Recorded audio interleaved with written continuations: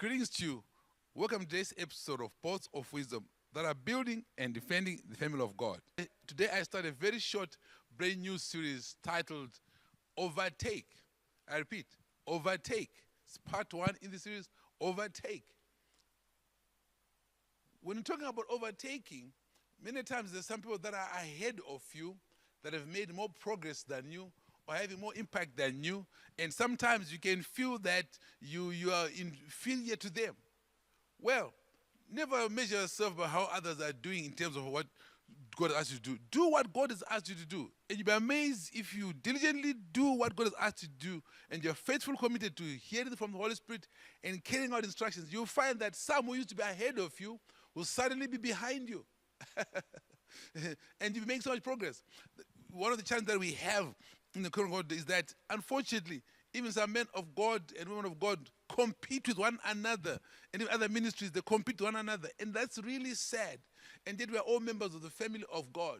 What each and every man of God, woman of God should be focused on is doing that which God asked them to do. And do it as best as they can, guided by the Holy Spirit.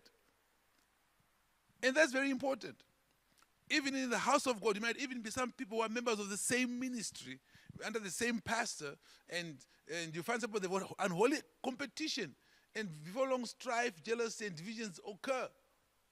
Even within the same church, focus on doing what you've been asked to do, all right, and excel in it. Let those who are doing other things be inspired by them. So when they testify, you are blessed. But understand, you have your part to play.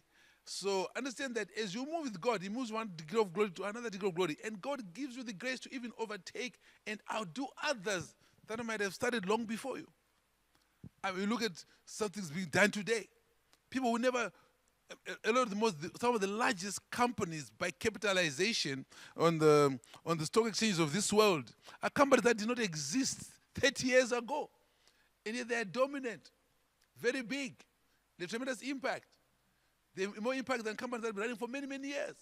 I mean, you look at companies like Google, Facebook, Twitter, Tesla, just to name a few, they have global impact. And yet all of them are less than 30 years old. So that's very interesting. Now, in the things of God, we want you to understand that God can raise you. As you are faithful, you keep rising higher and higher. And as you're faithful, you'll be able to move on to give glory to the next one. Let's look at some interesting positions as we lay the foundation for this series, Overtake. We read first from 1 Samuel chapter 30, from verse 1. 1 Samuel chapter 30, from verse 1. We read it to you from the Amplified Bible classes. Now when David and his men came home to Ziklag on the third day, they found that the Amalekites had made a raid on the south, the Negev, and on Ziklag. And they struck Ziklag and burned it with fire. Next. And they had taken the women and all who were there, both great and small, captive. They killed no one, but carried them off and went on their way. Verse 3. So David and his men came to the town, and behold, it was burned, and their wives and sons and daughters were taken captive. Verse 4. Then David and the men with him lifted up their voices and wept until they had no more strength to weep. Just pause for a moment. They're in a calamitous situation. Their wives and their children and their livestock, their wealth, have been taken away.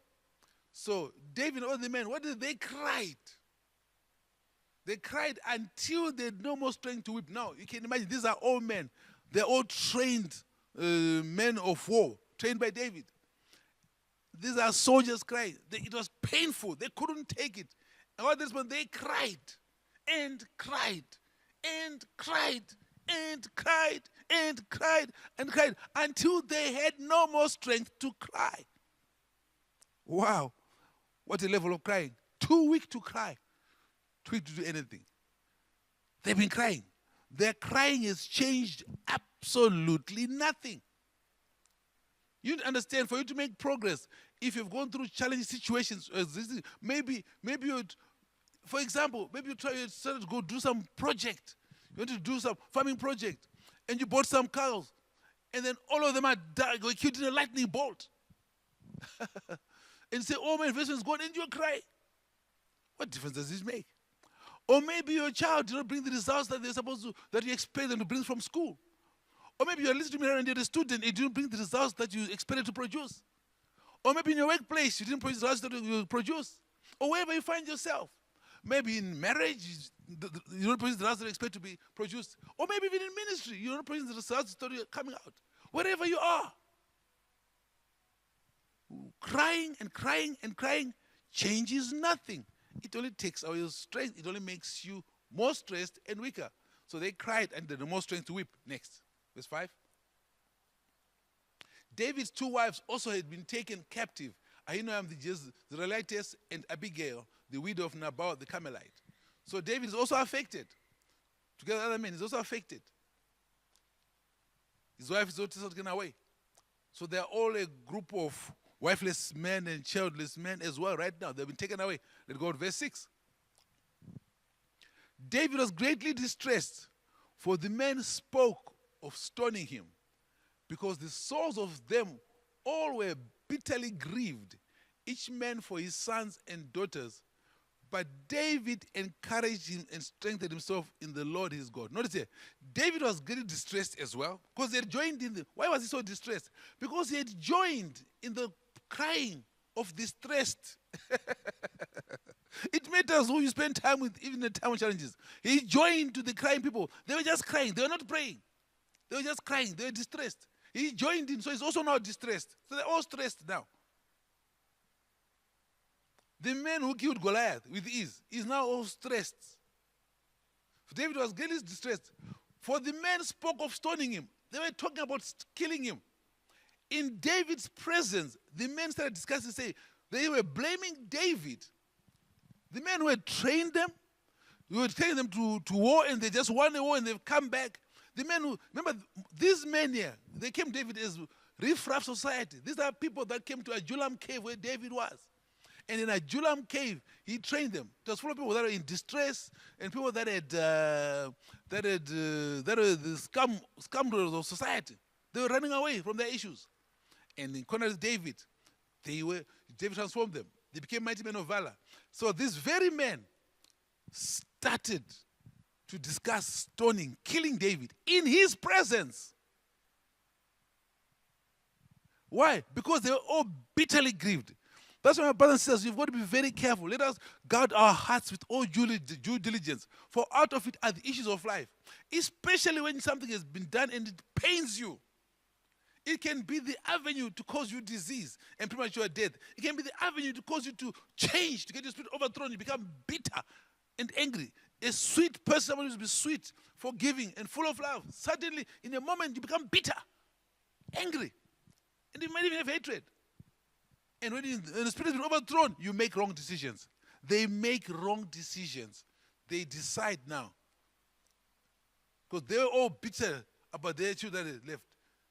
Their sons and wives and daughters will be taken away. And they decide to kill David, even though David is also affected like them. His wives and children are also taken away, and his livestock, he's also affected. He's a victim, but they single him out.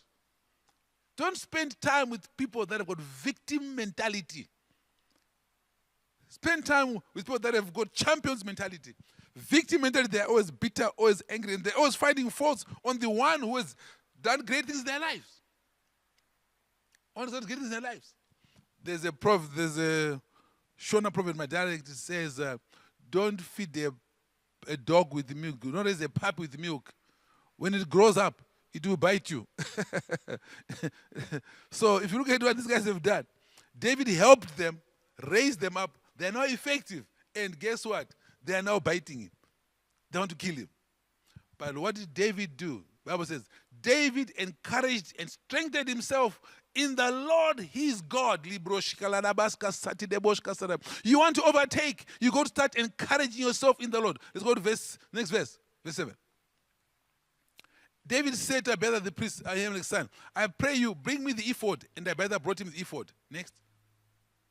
And David inquired of the Lord, saying, shall I pursue this troop? Shall I overtake them? The Lord answered him, pursue, For you shall surely overtake them, and without fail recover all. It is time to overtake and recover all. Don't miss part 2 of this series. Thank you for watching. God bless you.